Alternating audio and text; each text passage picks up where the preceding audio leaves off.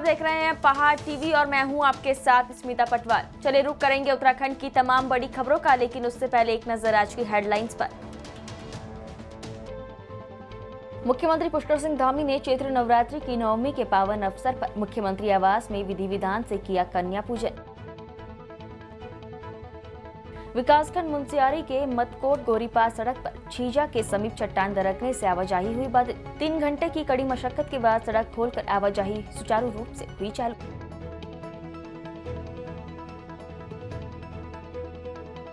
Weekend पर Corbett में पर्यटकों का लगा जमावड़ा, पर्यटन कारोबारियों के भी खिले चेहरे।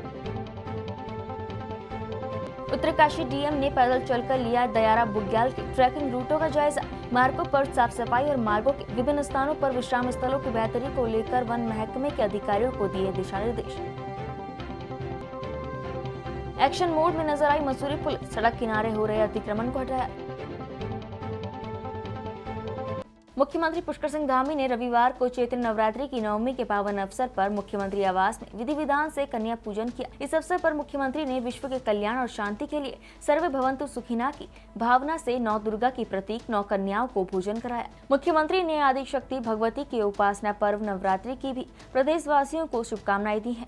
आज मुख्यमंत्री पुष्कर सिंह धामी से मुख्यमंत्री आवास में पर्यावरण संरक्षण के लिए जन जागरूकता अभियान चला रहे शंकर सिंह ने भेंट पर्यावरण संरक्षण, संवर्धन और वनों को आग से बचाने का संदेश जन जन तक पहुंचाने के लिए पर्यावरण प्रेमी शंकर सिंह बस पदयात्रा पर हैं। शंकर सिंह ने बताया कि वो चौखुटिया, गैरसैंण, देहरादून होकर राष्ट्रपति भवन दिल्ली तक जाएंगे। उन्होंने कहा कि वो 2 साल से जल संरक्षण की मुहिम चलाए हुए हैं और जल संरक्षण की दिशा में भी कार्य कर रहे हैं। उनके साथ प्रमोद बिस्प पदयात्रा पर रहे हैं। मुख्यमंत्री धामी ने पर्यावरण संरक्षण के लिए उनके प्रयासों की सराहना और उन्हें सम्मानित किया। उन्होंने कहा कि पर्यावरण संरक्षण के लिए उनके द्वारा जो मुहिम चलाई गई है वो इस दिशा में अन्य लोगों को भी प्रेरित करेंगे।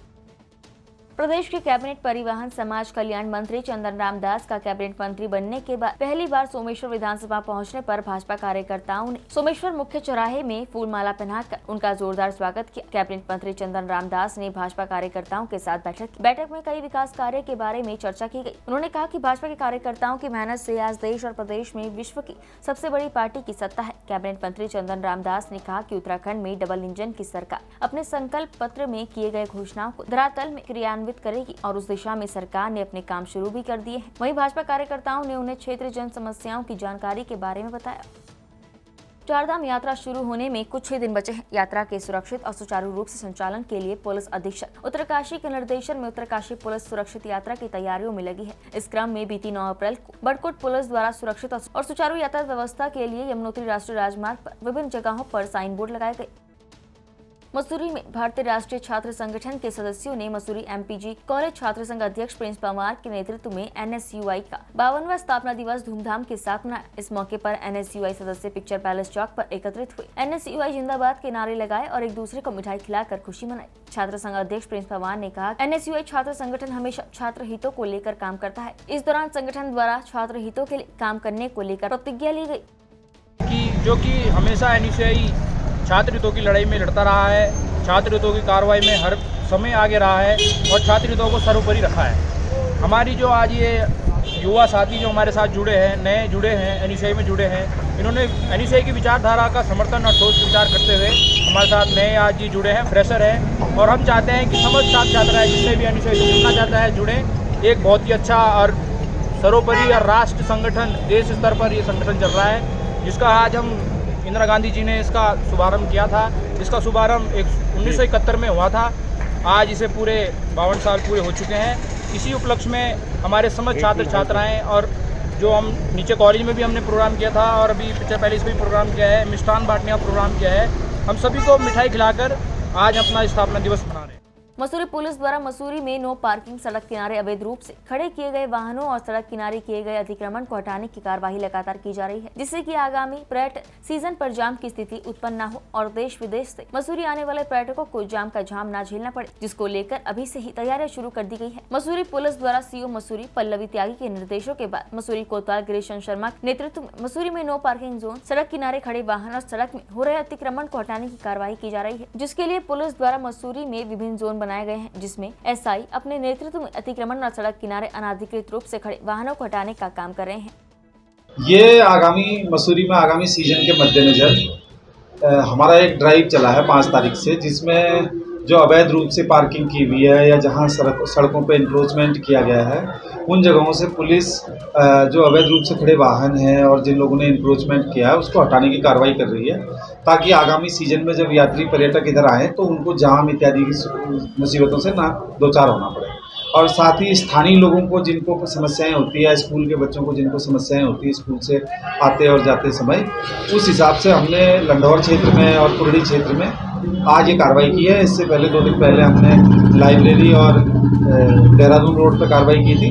ये लगातार 2-4 दिन के बीच में की जाएगी। आप तो चला रहे हैं, लेकिन जो आज मेन मुद्दा ये है कि यहाँ पे पलायन हो गया, क्योंकि यहाँ पे गाड़ियाँ खड़ी है, अनशन लोग आ रहे हैं, गाड़ी की व्यवस्था नहीं है, टूरिस्ट कोई आता है तो उसके लिए व्यवस्था नहीं है। इसलिए 4 तारीख को मीटिंग हुई थी के नेतृत्व में, उन्होंने बोला है और व्यापारियों की सहमति से ही गाड़ी हटाई जा रही है। तो मैं लोगों से अपील करता हूँ और आशा करता हूँ जो पुलिस कर रही है, सबसे ज़्यादा काम जो है हमारे गिरीश चंद्र शर्मा, दिनेश शर्मा और अन्य पुलिस कर्मचारी जो गुमान सिंह नेगी हैं और जो पत्रकार इसमें मेन सहयोग कर रहे हैं, और इसका बहुत बड़ा व्यापारियों के साथ मतलब ऐसा नहीं कह रहे कि किसी की गाड़ी उठाई, अपील करी है, रिक्वेस्ट करी है, प्रार्थना करी है, जिससे कि यहाँ पे पलायन ना हो। उत्तरकाशी जनपद भटवाड़ी ब्लॉक रेथल से करीब 8-9 किलोमीटर और समुद्र तल से 3639 मीटर ऊंचाई पर स्थित दयारा बुग्याल का शनिवार को उत्तरकाशी जिलाधिकारी मयूर दीक्षित ने पैदल चलकर ट्रैकिंग रूटों के साथ दयारा बुग्याल का स्थलीय निरीक्षण कर जायजा लिया। इस मौके पर जिलाधिकारी ने पर्यटक रूटों के मार्गों पर साफ सफाई बनाए जाने और मार्गों के विभिन्न स्थानों पर विश्राम स्थलों के बेहतर रखरखाव को लेकर वन महकमे के अधिकारियों को आवश्यक दिशा निर्देश दिए। जिलाधिकारी ने वन क्षेत्र अधिकारी को निर्देशित करते हुए कहा कि बारसू और रेथल पर्यटक रूटों पर स्वच्छता बनाए रखने को लेकर विभिन्न स्थानों पर साइन बोर्ड भी चस्पा करे। दहरा बुग्याल और फिर दहरा बुग्याल से बारसू के जो ट्रैक मार्ग है और जो कार्य किए गए वन विभाग के द्वारा, उसका निरीक्षण भी किया गया। और साथ ही बारसू में यहाँ के ग्रामीणों द्वारा कुछ यहाँ की जो मांगे हैं उसका पत्र भी मुझे दिया गया है। साथ ही वन विभाग के द्वारा जो ट्रैक मार्ग में जो जिला योजना की अन्य मदों से जो कार्य किए गए हैं, जो लैंडस्लाइड वहाँ पे कुछ जगह स्लाइड हो रखी है, वहाँ पे जो कार्य किए जाने उसके बारे में भी चर्चा की गई, और तो अगली जिला योजना में ये सारे कार्य प्रस्तावित किए जाएंगे।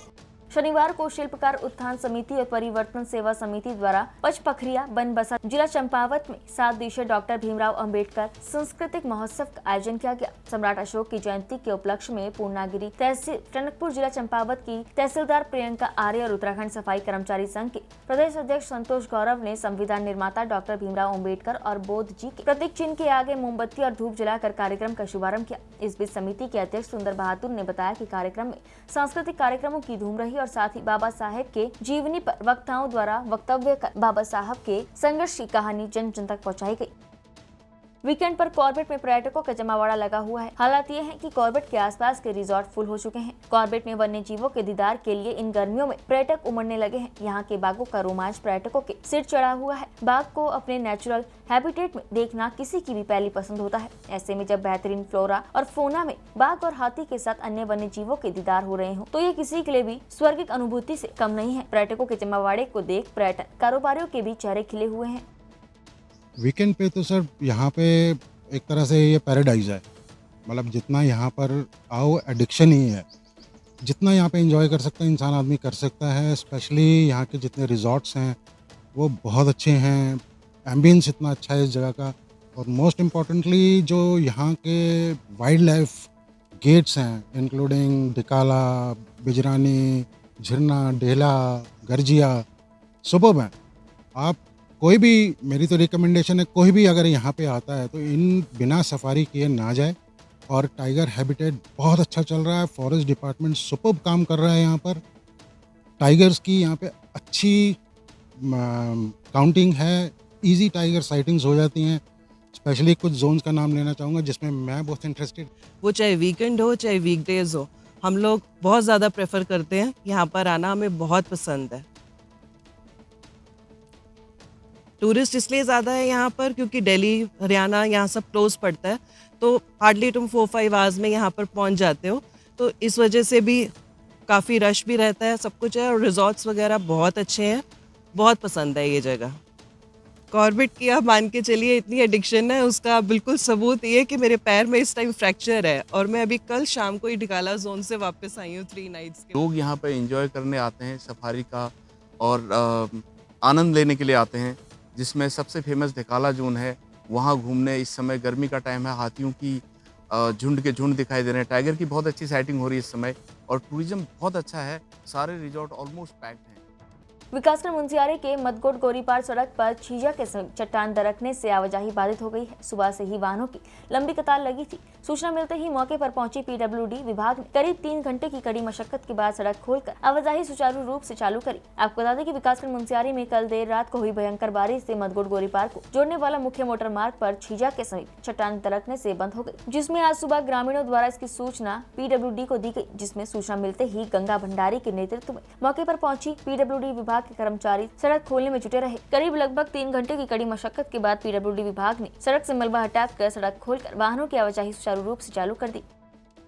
जन संघर्ष मोर्चा अध्यक्ष और जीएमवीएन के पूर्व उपाध्यक्ष रघुनाथ सिंह नेगी ने पत्रकारों से वार्ता करते हुए कहा कि सरकार द्वारा शिक्षा का अधिकार अधिनियम के तहत गरीब बच्चों को निःशुल्क और अनिवार्य शिक्षा प्रदान करने के मिशन के तहत निजी विद्यालयों आदि में एडमिशन का कोटा 25% निर्धारित कर रखा है, जो कि वर्तमान हालात के हिसाब से बहुत कम है। नेगी ने कहा कि अधिकांश सरकारी विद्यालयों की दुर्दशा और लचर व्यवस्था के चलते जनता ने इन सरकारी विद्यालयों से मुंह मोड़ लिया है और एक गरीब मजदूर साधन विहीन व्यक्ति भी इन विद्यालयों में अपने बच्चों को नहीं पढ़ाना चाहता। आलम यह है कि अधिकांश विद्यालयों में अध्यापक नहीं है और जहां अध्यापक है उनको अन्य इतनी जिम्मेदारियां दे रखी हैं कि उनको छात्रों को पढ़ाने का समय भी नहीं मिल पाता। नेगी ने कहा कि गरीब माँ बाप का भी सपना होता है कि अपने बच्चों को अच्छे विद्यालय में पढ़ाएं और अच्छी शिक्षा हासिल कराएं, लेकिन अपनी माली हालत की वजह से अपने बच्चों को अच्छी शिक्षा नहीं दे पाते। मोर्चा सरकार से मांग करता है कि तत्काल एडमिशन कोटा बढ़ाकर अन्य गरीबों को भी इसका लाभ प्रदान करे।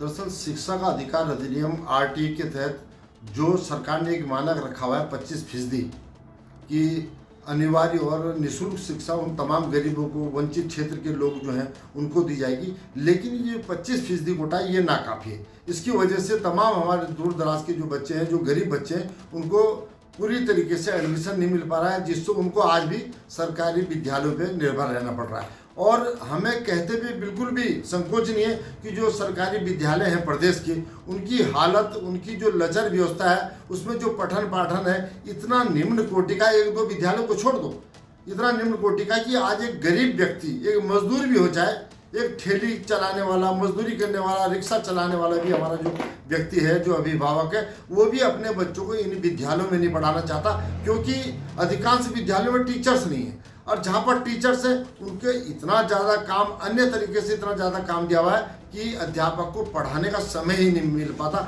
इसलिए हमारा यही कहना है सरकार से कि इसमें ज़्यादा से ज़्यादा जो 25% का जो एक मानक रखा हुआ है, उसमें अधिकांश गरीब बच्चे नहीं आ रहे, क्योंकि लॉटरी के माध्यम से निकलता है, लॉटरी के माध्यम से कई बच्चे उसके बाद भी वंचित रह जाते। तो जब सरकार इसका कोटा बढ़ा देगी और सरकार का मिशन भी अनिवार्य शिक्षा और निःशुल्क शिक्षा, तो इस दिशा में सरकार को आगे बढ़ करके हमारा कहना यह है कि सरकार ये जो मुफ्त का राशन दे रही है 1-2 किलो कम कर दे, लेकिन इस जो शिक्षा का अधिकार अधिनियम के तहत जो कोटा है 25% का, उसको बढ़ाना चाहिए, जिससे हमारे तमाम जो गरीब बच्चे उनको भी लाभ मिले और सरकार का मिशन।